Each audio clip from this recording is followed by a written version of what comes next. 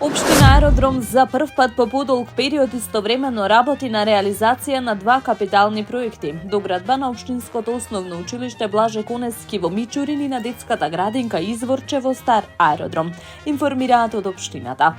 Веде градоначалникот на Аеродром Дејан Митевски денеска изврши увид на двата објекта, при што од тимовите кои интензивно работат на двете локации беше информиран дека градежните активности се одвиваат според предвидената динамика. Инаку станува збор за исклучително значајни проекти за жителите на Мичурин и на Стар Аеродром. Објектот Изворче во рамките на детската градинка Срничка, што е изграден во 70-тите години на минатиот век и каде што во моментов се запишани околу 280 деца.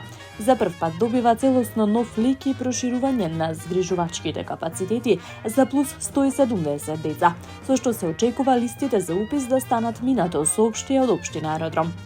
Градежните активности се одвиваат според утврдената динамика во основното училиште Блаже Конески во Мичурин. Ова е едно од најстарите училишта во Аеродром, изградено пред 70 години. Конечно прераснува во современ објект. Проектот се спроведува во две фази, при што ќе бидат изградени дополнителни 10 училници и 8 кабинети по предметна настава, како и други простории со различни намени.